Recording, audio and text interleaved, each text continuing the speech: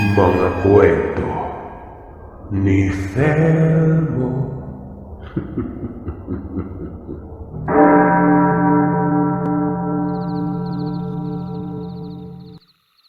Ang kwentong maririnig nyo ay base sa totoong pangyayari na malayang inihayag ng ating tagabahagi na si Alora. Dekada 90, Santa Fe, Tacloban. Mapagpalang araw po mga kagiliw, lalong-lalo na sa iyo, Sir Seth. Ako si Alora. Sa taong nabanggit, nasa edad 16 na ako noon. Tubong sentro ng Tacloban talaga ako. Ito mga katatakutan na inaakala ng karamihan ng mga likhang isip lang. Gaya na lang ng aswang, maligno at marami pang iba. Di ba mula nang magkaroon tayo ng kamalayan, bukang bibig ito ng ating mga magulang. Huwag niyong itanggi dahil isa ito sa mga ginagamit nila para idisiplina ang mga anak. Na kesyo wag daw gagala ng malayo, may mga wakwak umano na nagnanangay ng mga bata, tapos ay sinasabit sa kawayanan. Kesyo may mga nagpapakitang elemento sa isang lugar na nandudukot at dinadala sa kanilang kaharian. Tapos hindi na makakabalik pa. Ang maganda dyan, yung lugar pa talaga kung saan ka namamalagi. Yun ang sinasabi ng mga magulang mo may mga elemento. At kung nagpaalam ka naman na sa ibang lugar ka pupunta, sasabihin namang huwag daw gumala dahil tanghaling tapat. At oras ito sa paglabas ng mga engkanto. Basta, lahat ng oras atay may mga nilalang o diliingon nato in Bisaya. Hindi naman maipagkakahila dahil naranasan din ng mga magulang natin ito sa naging magulang nila. Kumbaga, naging kultura na at matibay na pamahiin. Pero paano kung sabihin ko sa inyo na ang kwentong panakot na ito ay totoo pala? Bueno, malalaman natin yan sa kabuuan ng ibabahagi kong istorya. Dalaga ako noon at syempre may sarili na akong desisyon. Medyo may katigasan ang ulo at kung saan sana lamang napapadpad. Hindi naman sa malanding babae ako pero barkadista talaga. Nang lumipat kami sa may Santa Fe, medyo lumungkot ang buhay ko. Bukod sa wala pa akong kakilala doon sa lugar ay wala ka namang magandang mapapasyalan. Puro na lamang kagubatan at malawak na sakahan nun. Ang dahilan kung bakit kami lumipat ay dahil sa napagdesisyonan ng tatay ko na bumukod na ng bahay. Nakikisilong lang kasi kami noon sa bahay ng lola at lolo. Tapos nakakahiya naman dahil nga kinaiinggitan kami noon ng mga kapatid ng tatay. Halos lahat kasi ng luho ay napupunta sa pamilya namin noon. Aminado ako doon. Gawa ng ang lolo at lola ay may negosyo ito. Hindi ko na lamang babanggitin dito kung ano yon dahil hindi naman patungkol doon ang kwento. Lupain din ang angka ng pinagtayuan namin ng bahay sa Santa Fe. Pero bago mangyari yon, nanghingi ng pahintulot ang tatay ko. Gawa ng baka magalit ang mga kapatid ko. Mabuti naman at nagkasundo kung saan ititirik ang bahay. Magiging parte ito ng lupain namin balang araw kapag hinati ang ari-arian. Yan ay kung wala na sina lola at lolo. Malawak na sakahan yun na may mga halong kasisibol pa lamang ng mga puno ng niyog. May ilang mga bahay pero ang lalayo ng agwat. Yung tirahan namin na kakatayo lang, isang palapag pero nakaangat ang sahig sa lupa. Tipikal na bahay na makikita natin sa mga liblib na lugar. May 2 silid yon at sapat sa lapad na sala. Tapos ay nakadugtong naman dito ang beranda na kung saan bubungad doon ang malapad na maisan. Bale, 4 kami sa bahay. Kapatid kong lalaki na si Erwin, si Tatang Pedro at Nanay Aling. Hindi naman kami nahirapan nung una Gawa ng binigyan talaga ang tatay ng pondo para magsimula sa buhay. Ang lolo at lola ko ang nagbigay nito. Kung magkakaroon ng problema ay lumapit lamang daw sa kanila. Sa madaling salita, may kaya talaga sa buhay ang angka namin pero ang tatay ko lamang ang hindi nakapagtapos ng pag-aaral. Naging spoil kasi ang tatay dulot ng ito daw ang paboritong anak. Si tatay lang kasing lalaki. Mga babae ang kapatid ng tatay pero naging under siya nun. Magpaganon pa man, hindi naman abusadong tao itong tatay. Mapagkumbaba ito at mabait. Mga 2 buwan siguro, parati lamang akong nasa bahay. Hindi pa ako noon pinag-aaral sa kolehiyo. Sa susunod na taon na lamang daw. Nabuburyong ako dahil kami lang 2 ng kapatid ko ang nagkikita-kita araw-araw nun. Yung mga magulang kasi namin lalo na si tatay, sobrang abala nito sa bukid. Sinisimulan niyang gapasin noon ang mga niyog na sa kabilang parte na lupain. Naroroon kasi ang mga matatandang niyog at plano niyang magkopra nun. Bukod pa dyan, may mga inutusan din siyang maguling. Yung mga galampuno na tumubo na lamang sa lupain ay pinapauling ng tatay. Tapos yung kakasibol pa lamang ng niyog na nagsisimula ng mamunga, pinapatuba niya para magkaroon ng pagkakakitaan. Magkakasama sila ni nanay nun. Dahil sa pagkabagot, naglakad-lakad ako noon sa may paligid. Hanggang sa nakarating ako sa malayo. Maganda naman ang panahon, maulap, at hindi gaano mainit. Basta, nasa mataas na antas na lupa yung lugar at tanaw dito ang kabuuan ng Tacloban. May nakita pa akong mga ilang bahay doon na nakakubli sa mga liblib. Ang mga tao ay halatang naninibago. Kung makatitig kasi ay parang naaasiwanon. Tapos ay may bigla pang tumakbo na bata pabalik ng bahay. Wari ba'y natakot ito sa akin nang masilayan ako. Wala lang ako nun. Hanggang sa may nakasalubong akong isang matanda. May bitbit itong sugong na wari ba'y galing sa pagtutuba. Tumango lamang ako sa kanya at ngumiti. Pero bigla na lamang itong huminto at tinitigan ako na maigi. Day, dayo ka ba? Huwag kang gagala sa ganitong oras ha. Dapit hapon na. Anak po ako ni Tatay Pedro. Yung bagong nakatira dyan sa kabilang banda. Bakit naman po? May masama ba sa ganitong oras? Dayo nga kayo. Kilala ko ang Pedro pero noon pa yon. Siguro bata pa siya. May pamilya na pala. Basta, ang mga tao dito sa ganitong oras nasa bahay na. Umuwi ka na't baka maaktuhan ka pa dito. Wika noon ng matanda at nagpakilala ito sa pangalang Mang Teryo. Dati daw siyang katiwala sa lupain ng abuelo ko. Tapos nung hindi na dumadalaw sa lugar ang lolo at lola, napabayaan na rin nila ang lupain pero sila daw ang nagtanim ng mga puno ng niyog doon. Sa kabila ng mga pulong niya, nagtanong ako kung ano ba talaga ang kinatatakutan nila sa lugar. May aswang kasi day. Mabangis na aswang.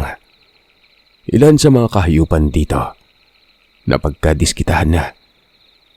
May binagat pa nga na residente at mabuti na lang at nakaligtas pa nun. Matapos magsalita nung matanda ay umalis na ito. Sinundan ko naman ng tingin. Patungo ito doon sa may babaan. May nakikita akong bubong ng bahay at kung hindi ako nagkakamali ay doon siya nakatira. Ako naman noon, hindi ako natakot. Siyempre, nakagisnan ko nga na ginagawang panakot ito sa akin ni tatay nung maliit pa ako. Pero wala namang katotohanan. Iniisip ko noon na baka tinatakot lamang din ako nung mama. Dahil doon, hindi pa ako umuwi. Talagang pinagsawaan ko ang napakagandang tanawin. Umabot pa ako sa pinakadulo talaga. Pangpang ito at ang baba, matatanaw doon ang isang sapa at maliit na talon. Doon muna ako nanatili at hanggang sa nagtakip silim na. Noon ko palang napiling umuwi. Medyo madilim na nang bagtasin ko ang daan pabalik at may kalayuan ito. Siguro, mga 1 kilometro ang layo noon. Hindi naman masukal. Mababang antas ng damo lang kasi yun na may maliit na daanan ng mga tao. May pangilan-ngilang mga puno na wari ko pa. Mga madre de cacao yon at tugas. Nang malapit na ako sa amin, sinipat ko yung bahay kung saan ko nakita yung mga taong parang takot sa akin. Madilim doon at ang tanging natatanaw ko lang ay ang konting liwanag mula sa gasera. Ang tahimik na ng lugar, medyo malamig din. Nagpatuloy ako sa paglalakad hanggang sa may napansin akong isang imahe ng tao na nakasandal sa puno ng niyog. Sa gilid lamang ito ng daan. Wala lang ako noon sa inaakalang taga roon lamang na pumuslit sa lugar na yon. Hanggang sa noong nasa tapat na ako. Siyempre, binati ko ng magandang gabi. Tumugon naman ito. Lalaki yon. At sa tunog ng boses niya ay parang binata pa. Dumiretso ako ng lakad at noong sipatin ko yung tao, hindi ko na nakita pa yon. Huminto ako sandali. Ginala ko ang paningin ko sa buong lugar. Aaninag ko pa naman dahil nga kakagabi lamang nun. Pero wala na siya. Para bang bula itong bigla na lamang naglaho. Sa kabila ng pagtataka ay hindi ko na pinagtuunan ng pansin yon. Hanggang sa pagtingin ko sa landas pa uwi. Nagulat ako dahil nasa harapan na yung tao. Nakatayo siya ng diretsyo at nakatitig sa akin noon. Kinabahan ako noon. Para kasing may hindi na maganda. Sabi ko naman, bakit siya humaharang pero hindi nagsasalita? Kaya yon, mabilis akong kumabig at nang makalugar na, tumakbo ako ng mabilis. Hindi na magkawarit kung saan-saang direksyon na lamang ako noon. Hanggang sa ilang saglit lang, ganoon na lamang ang panlalaki ng mga mata ko nang may humarang ulit na tao noon. Pero sa mga sandaling yon, hindi na nakatayo. Nakadapa na ito na para bang isang palaka. Sumigaw na ako noon at habang nangyayari yon, umiiwas ako sa kanya pero hinaharangan talaga ako. Napakapangit niya. Ilang saglit lang ay narinig ko na ang tatay na wari ba'y paparating. Ilang distansya na lamang kasi bahay na namin noon. Saka palang naglaho ang humaharang na yon. Kagad akong tumakbo at nang makita ko na ang tatay ay umakap ako sa kanya at umiyak. Nagtanong naman si Tatay Pedro kung anong nangyari. May tao po. Hinarangan na lang ako. Basta, ang bilis niya putay. Kahit anong gawin ko, naroroon siya lagi. Walang hiya. Buhay pa ba yung alamat ng aswang dito? Sige na, dalit mauna ka na. Mungkahi ng tatay. Hindi na ako nagsalita noon pa. Umuwi ako at nagpaiwan si tatay sa lugar. Pagkabungad ko sa bahay, naroon ang kapatid kong bunso na si Erwin at si Nanay Aling. Nasa biranda sila noon. Ang sabi pa ng nanay, kung ano ba ang nangyayari sa akin at bakit ako nagsisisigaw. Pinaliwanag ko din ang kaparehang salaysay na sinabi ko sa aking ama. Hindi nagsalita ang nanay noon. Matapos lang marinig ang mga sinabi ko ay kita sa mukha nito ang pagkatakot. Samantalang ang kapatid ko naman ay mabilis na kumuha ng tubig para ipainom sa akin. Ikaw kasi, may nunal ka sa paa. Sobrang likot mo at galang tao. Yan tuloy binagat ka. May aswang daw dito, ate. Narinig ko yun sa inutusan ng tatay na magtuba sa mga niyog. Natakot ako. Kasi mga dayo daw kadalasan yung puntirya eh. Baguhan pa naman tayo dito, di ba? Wala akong nasabi. Basta't pumasok ako sa silid at doon nagmukmok. Matapos sabihin ng kapatid ko sa akin yon. Sobrang takot ko talaga noon. Lalo na nang masilayan ko ang mukha ng nilalang. Para bang nigrito na balbasin. Ilang araw ang nakalipas ay hindi na ako gumala pa. Maging ang kapatid ko hanggang sa bulwagan lamang ng bahay.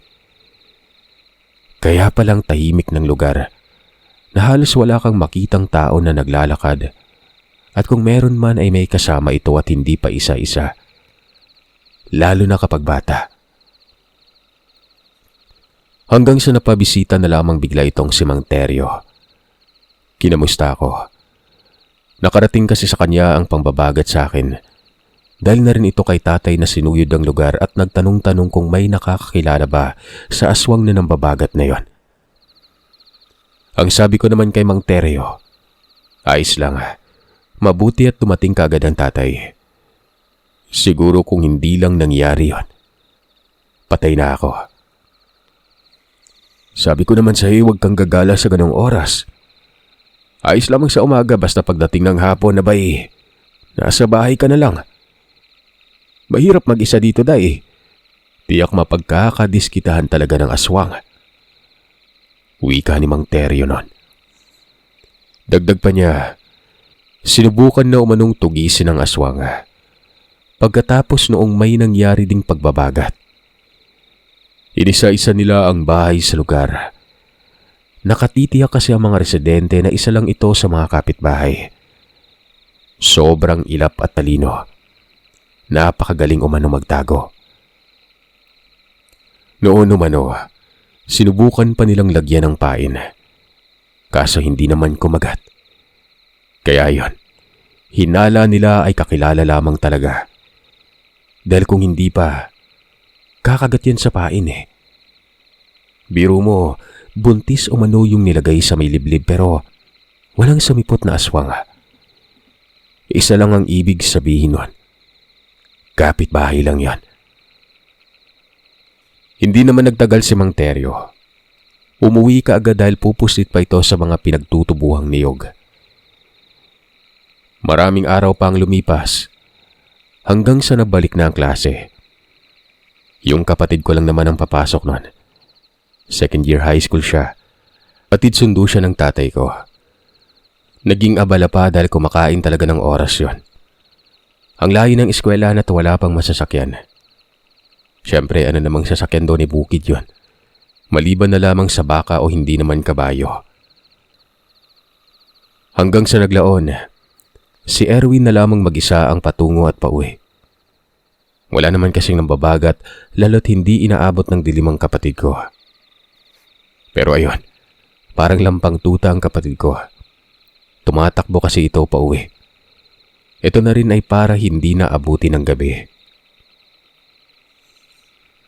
Nakapagtataka, yung talagang lugar lang namin na may gumagalang aswang. Sa iba naman, walang napapabalita. Ito na rin ay batay sa salaysay ng kapatid ko. Sikat umano ang lugar namin at pinamumugaran ito ng aswang. Si Mang Teryo, nalaman kong may anak pala itong wala sa saktong pag-iisip nun. Paano ba naman kasi ay nakita ko itong kasama ng matanda. Halata sa kinikilos na baliw. Pero hindi naman yung tipong pasaway. Nakatulala lamang siya lagi.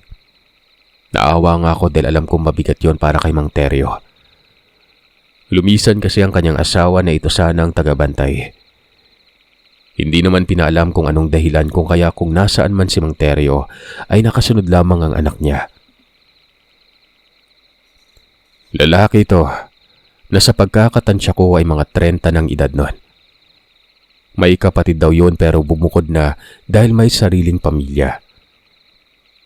Kapag umaga ay napapadaan sa bahay, pumupuslit pa nga sandali at nakikipagkwentuhan sa tatay ko si Mang Teryo. Yung anak niya naman ay itago na lamang natin sa pangalang Dudong. Junior ito ni Mang Teryo kaya Dudong ang tawag dito. Malakas makatitig si Dodong. Para bang galit ito. Tapos ay makikita sa mga mata na parang hindi baliw. Sa kinikilos lamang ang baliw sa kanya. Hindi nagsasalita yon. Hindi naman marumi. Katunayan ay araw-araw pa nga itong iba-iba ang suot at talagang naliligo nun. Hanggang sa isang araw, paglabas ko noon sa bahay, nakita ko si Dodong na nasa silong banda ito. Nakaupo sa tumpok na kahoy. Hindi ko naman sinita. Hinayaan ko lang. Yung kapatid ko ay kinausap siya noon pero sa akin nakatingin si Dudong. Hanggang sa ilang saglit lang, biglang nagsalita itong si Dudong. Nanlaki ang mga mata ko, mga kagiliw. Paano ba naman kasi? Alora! Alora! Mag-iingat ka! Mag-iingat ka! Uwi ka ni Dudong noon. Yung pagkakasabi pa niya nito, yung tipong ayos. Hindi mo aakalaing may sakit sa isip. Hanggang sa mga segundo siguro ang namagitan. Tumakbo ito ng mabilis paalis sa amin. Nagkatitigan kami ng kapatid ko nun. Halata kay Erwin ang pagtataka. Ang sabi ng kapatid ko, para daw hindi baliw yung tao kung magsalita. Akala niya nga'y hindi sasabat nun. Ako naman noon bagamat may agam-agam pero inisip ko na lamang na baka likha-likha lamang yan ni Dudong. Lumipas sa maraming araw, si Erwin noon ay nagkaroon ng sakit. Dengue ito kaya napaliban ito sa eskwela. Sinugod ito sa ospital sa sentro ng Tacloban. Ako ang nagbabantay sa kanya noon. Pero pumapalit din ang nanay ko. Sa ika-4 na araw ata yun, dumating ang nanay. Siya daw ang magbabantay para na rin makapagpahinga ako. Hanggang bukas makalawa siya doon dahil lalabas na rin naman ang kapatid ko noon. Pinauwi ako ng nanay. Pumayag naman ako. Kalimutan kong gagabihin pala ako sa pauwi. Hapon na kasi yon. Kailangan ko pang bumiyahe tapos maglalakad pa patungo sa mismong lugar namin. Doon ko na lang naalala na maggagabi na pala sa amin noong dumating na ako sa may Santa Fe. Alam mo Sir Seth, gusto kong bumalik noon sa Tacloban. Ang problema, wala nang masasakyan. Siguro ay nasa 6:00 na yon ng gabi. Nagantay ako ng tao at baka may makasabayan ako pa uwi. Kaso inabot na lamang ako doon ng 8:00. Wala naman. Wala akong nagawa noon kung hindi ang suungin ng lugar at labanan ng takot. Yung tsinelas ko pa ay nakasuksok na noon sa siko ko. Yung tipong anumang mangyari, talagang tatakbo akong nang mabilis hanggat kaya ko. Bawat pagkakbang ko noon ay siya namang mas lalong nagpapalala ng tensyon.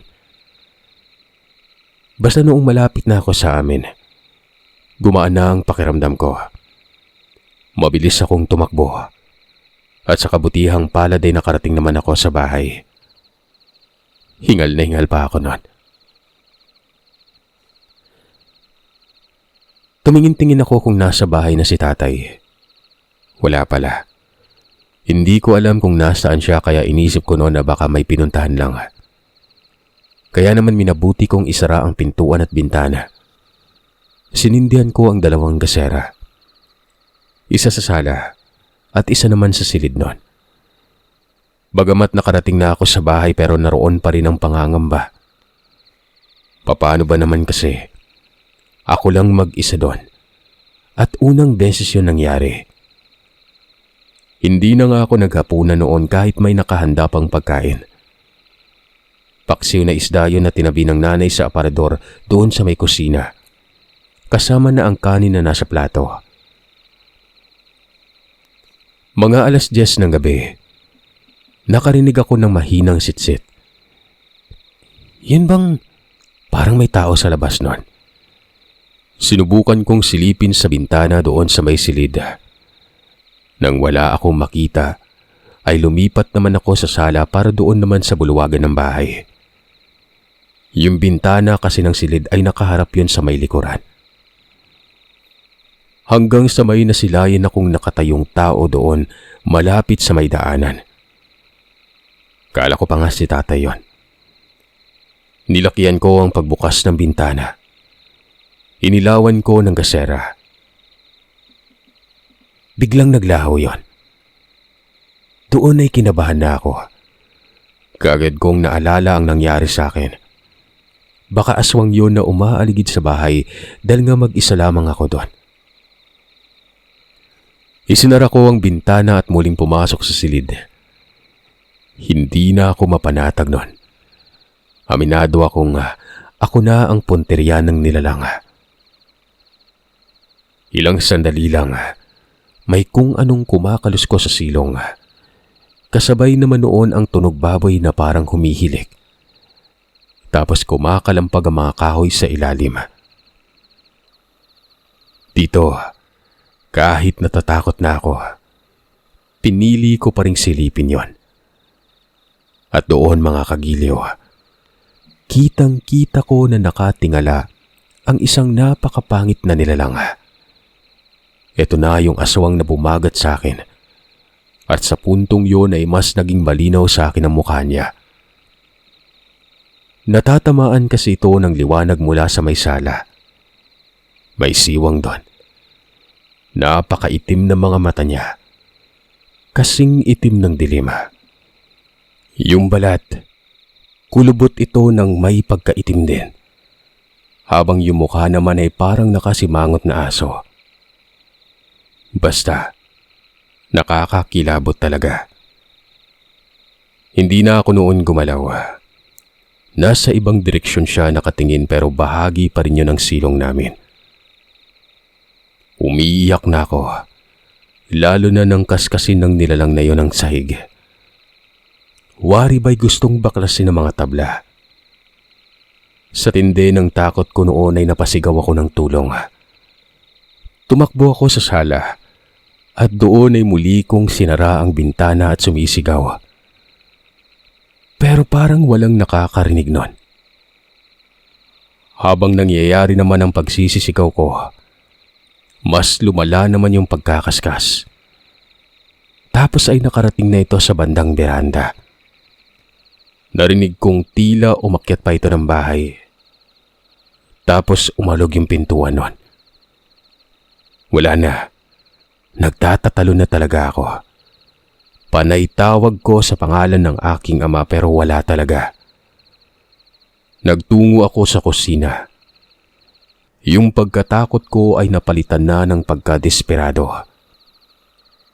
Kumuha ako ng itak. Mabilis na tumakbo patungo sa beranda. Binuksan ko ang pinto mga kagiliw. Pero ang nakita ko sa pintuan, sa mismong harapan ko, si Dudong. Tila ba nagulat ito, tapos ay mabilis na bumaba. Hindi kaya si Dudong ang aswang? Tanong ko sa sarili ko noon. Naglaho siya sa may maisan. Panayhamon ako sa kanya at bitaw ng mabibigat na salita. Pero ilang saglit lamang noon, may sumilip sa gilid ng hagdan. Ito yung nilalang na nakita ko sa may silong. Halong takot at pagtataka ang nararamdaman ko. Naguguluhan ako. Nakita ko kasi si Dodong na tumatakbo pero bakit may lumitaw na aswang? Ibig bang sabihin nun, hindi lang nag-iisang aswang sa lugar. Maliban kay Dudong, may kasama pa ito. Magpaganon pa man, kahit sumilip pa yon ay hindi ako umatras. Pinagtatataga ako yung kahoy, tapos taboy ako ng taboy sa nilalang na yon. Pero hindi umalis yon. Salip ay parang nagalit pa. Inambahan ako ng pagsunggab. Napakalakas niya. Alog na alog ang bahay namin. Kahit pa man naging desperado na ako pero umatras pa rin ako noon. Hanggang sa bigla na lamang lumitaw itong si Dudong. Sobrang bilis ng pangyayari, Sir Seth. Lumapit si Dodong doon sa nilalang at sa maniwala man kayo o sa hindi. Sinapak yun ni Dudong. Yung sapak na tirang bahala ba? Tinamaan yung aswang pero hindi man lamang ito nasaktan na nayanig nun. Sinakal niya si Dodong. Ako noon mga kagiliw ay parang mababaliw na. Bukod sa natatakot ay naguguluhan ako sa sitwasyon. Lahat ng hinala ko ay tumaliwas partikular na sa pananaw ko kay Dudong. Para kasing nililigtas niya ako. Nakawala naman si Dudong hanggang sa nagsalita siya mga kagiliw. Ang sabi, lubayan daw ang babae. Ganun na lamang ang pagkagulat ko. Nang sangbitin ni Dudong ang nilalang sa tawag na Kuya Ambo. Pagkatapos na tawagin siya ni Dudong, tila ba nalito na yung nilalang. Naggulat sa biglang pagsalita ni Dudong at walang ano-ano'y bigla na lamang itong umalis. Para bang natakot kay Dudong. Si Dudong noon ay naroon pa sa baba ng bahay. Nakatingin ito sa akin at kita sa mukha ang pag-aalala. Sabi ko naman sa'yo, Aluray, mag-iingat ka. Wika nito. Sabay laro sa daliri niya na parang bata noon. Ano? Hindi kita maintindihan, Dudong. Kilala mo yung aswang? Tanong ko. Hindi kumibo si Dudong. May napansin naman akong paparating. Akala ko si tatay na. Pero nang tamaan ito ng liwanag, walang iba kundi si Mang Teryo. Tinatawag nito si Dudong at pinapauwi ng bahay. Umalis naman si Dudong. Si Mang Teryo noon ay hindi ako pinansin. Tumalikod ito at sumunod kay Dudong. Dahil sa pagkabagabag ay tinawag ko si Mang Teryo at, Mang Teryo! Sandali lang po, Mang Teryo. Inaswang po ako dito. Niligtas ako ni Dudong. Kilala niya po yung aswang. Huminto ang matanda. Humarap ito sa akin. Makikitang parang natatakot at malalim ang iniisip nun. Hanggang sa lumapit siya. Umupo sa hagdan. Doon, Sir Seth, may sinabi si Mang Teryo. Ayon dito, kaya umano na baliw si Dudong dahil kay Ambo at sa kanyang asawa. Panganay na anak ni Mang Teryo si Ambo at hindi nito makontrol ang pagiging aswang na namanan nito sa kanyang ina. Dalawa umano ang aswang sa lugar. Ang asawa ni Mang Teryo at ang panganay na anak nito na may asawa na at bumukod ng bahay. Pero doon umano sa lugar namin nananalasa kapag sinusumpong sa pagiging aswang. Walang iya.